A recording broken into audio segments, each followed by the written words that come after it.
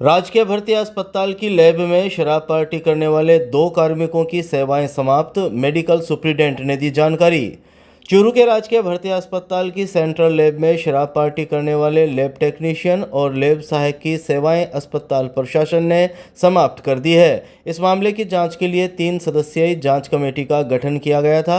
सोमवार को जांच कमेटी की रिपोर्ट मिलने के बाद अस्पताल प्रशासन ने सख्ती बरतते हुए लैब टेक्नीशियन और लैब सहायक को अस्पताल की सेवाओं से मुक्त कर दिया। इस मामले में अस्पताल अधीक्षक डॉक्टर दीपक चौधरी ने शाम 7 बजे करीब जानकारी देते हुए बताया कि अस्पताल की लैब में शराब पार्टी के मामले में लैब टेक्नीशियन राजेश गोदारा और लैब सहायक मुकेश कुमार की सेवाएं समाप्त कर दी गई है। जांच कमेटी में lab in charge doctor Nadeem Khan, अस्पताल उप अधीक्षक डॉक्टर इदरीश खान व डॉक्टर रमाकांत वर्मा की टीम बनाई गई थी। मुकेश कुमार को तुरंत सेवा से मुक्त कर दिया गया था क्योंकि वह एनजीओ से था। वहीं lab technician Rajesh Godara MRS से था, जिसे भी सेवा से मुक्त कर दिया गया है। उन्होंने बताया कि अस्पताल में अनुशासनहीनता बर्दाश्त नहीं की जाएगी।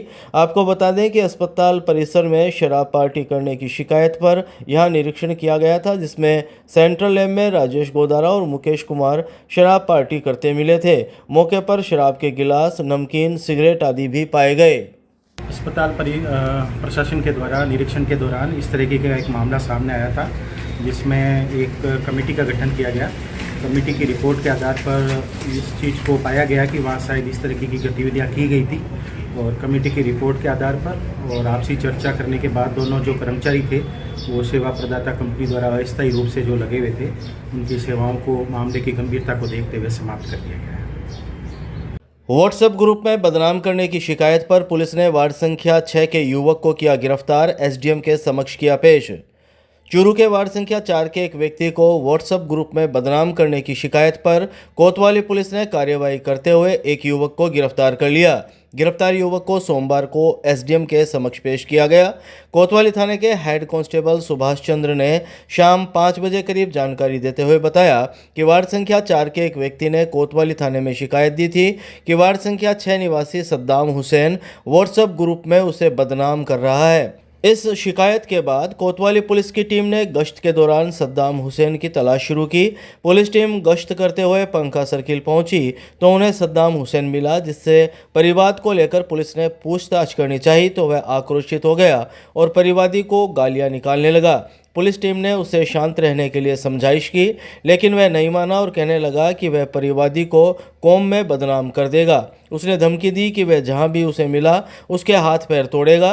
पुलिस की बार बार समझाइश के बाद भी जब युवक नहीं माना तो संज्ञेय अपराध की रोकथाम के लिए पुलिस ने वार्ड संख्या 6 निवासी 31 वर्षीय सद्दाम हुसैन को गिरफ्तार कर लिया।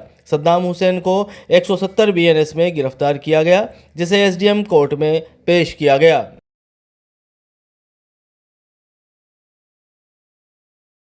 गांव खारिया में जानलेवा हमला मामले में फरार चल रहे स्थायी वारंटी को सदर पुलिस ने किया गिरफ्तार, एडीजे कोर्ट में किया पेश।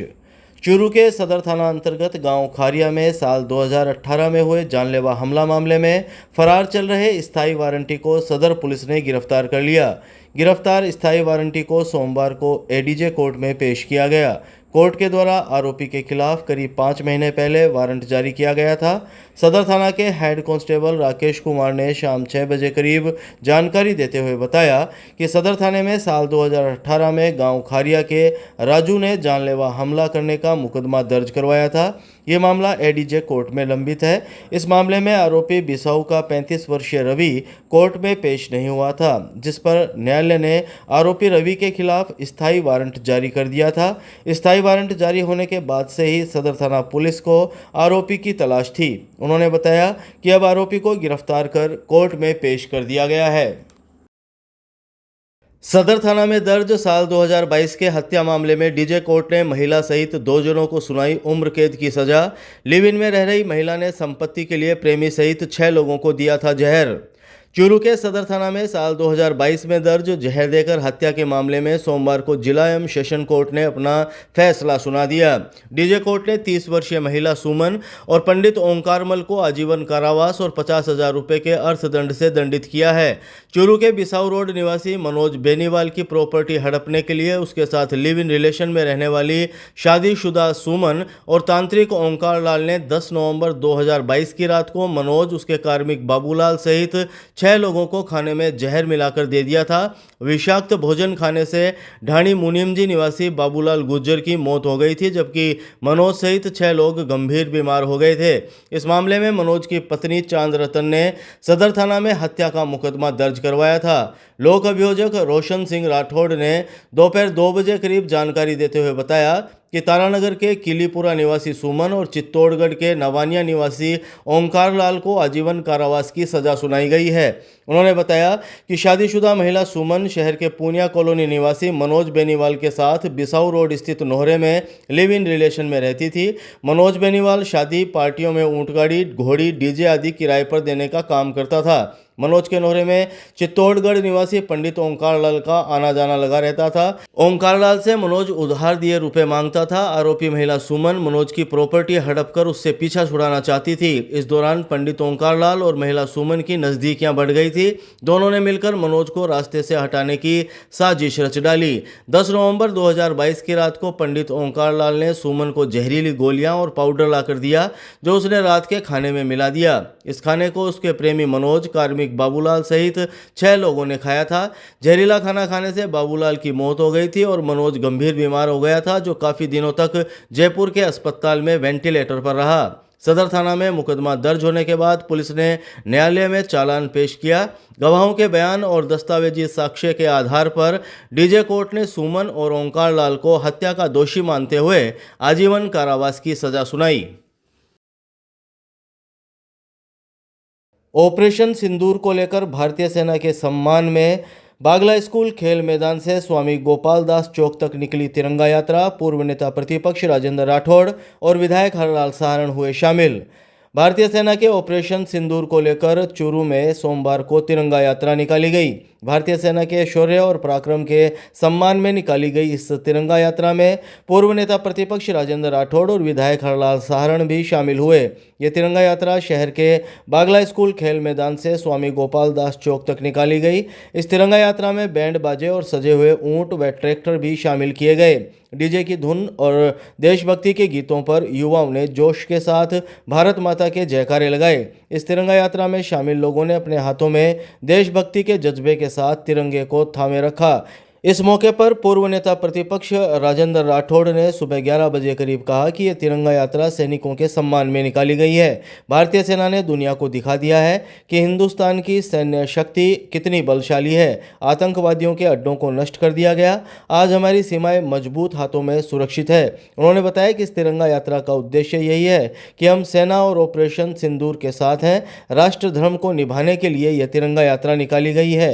विधायक हरलाल सहारण ने कहा कि भारतीय सेना ने दुनिया में भारत का मान सम्मान बढ़ाया है। लोकसभा प्रत्याशी रहे देवेंद्र झाझड़िया ने कहा कि देश की सेना ने पाकिस्तान को आज करारा जवाब दिया है। हम सभी देश की सेना का सम्मान करते हैं। दादाबाड़ी के पास स्थित खेल मैदान से शुरू हुई तिरंगा रैली जौहरी सागर, सुभाष चौक, सफेद घंटाघर होते हुए गढ़ स्थित स्वामी गोपाल दास चौक पहुंची, जहां रैली का समापन हुआ। रैली में भाजपा प्रदेश मंत्री डॉक्टर वासुदेव चावला, भाजपा जिलाध्यक्ष बसंत शर्मा, प्रधान दीपचंद राहड़ आदि मौजूद तिरंगा रहे। यात्रा उन सैनिकों का सम्मान की यात्रा है जिन्होंने दुनिया को दिखा दिया हिंदुस्तान की सैन्य शक्ति कितनी बलशाली है। आतंकवादियों के अड्डों को जिस तरह ध्वस्त किया है, मैं समझता हूँ आज हमारी सीमाएं मजबूत हाथों में सुरक्षित है। हमारा नेतृत्व मजबूत है। इस यात्रा का मकसद एक ही है, हम सेना के साथ हैं, हम ऑपरेशन सिंदूर के साथ हैं और इसलिए एक जज्बा है हर व्यक्ति के मन में राष्ट्रीयता का, उसी का प्रतीक है ये तिरंगा यात्रा। और आप देख रहे हो समाज का हर वर्ग इसमें है। राजनीतिक दलों की दूरियां मिट गई है। हर समाज इसके साथ है क्योंकि हर के मन में एक ही बात है, राष्ट्र धर्म हमारा धर्म है, उसी को निभाने के लिए तिरंगा यात्रा निकली। हमारे सैनिकों के सम्मान के लिए है। हमारे देश के लोकप्रिय प्रधानमंत्री नरेंद्र मोदी जी ने जिस तरह पुलवामा हमला हुआ उसके बाद सिंदूर ऑपरेशन सिंदूर का जो काम किया गया, पाकिस्तान के अंदर जाके दुश्मनों को ध्वस्त करके, दुश्मनों को मिटा के, आतंकवाद को मिटा के जो काम किया है, उनके सम्मान में आज, सैनिकों के सम्मान में आज तिरंगा यात्रा है। राठौड़ साहब के नेतृत्व में, देवेंद्र जी झाझड़िया जी के नेतृत्व में, हम सब लोग हमारे जिलाधीश नेतृत्व में ये तिरंगा यात्रा निकाल रहे हैं सैनिकों के सम्मान के लिए। पूरे देश में ही निकल रही है अलग अलग टाइम पे तिरंगा यात्रा। आज चूरू में निकल रही है, माननीय राठौड़ साहब हैं, हमारे हरलाल जी सांड साहब हैं, और मैं कहना चाहता हूं कि आज तो चूरू में मैं देख रहा हूं हर समाज के लोग यहां पे आए हुए हैं। ये सैनिकों के सम्मान में निकली हुई यात्रा है, और जो सर्जिकल स्ट्राइक किया है सैनिकों ने, उनको बहुत बहुत बधाई, शुभकामनाएं। जय हिंद।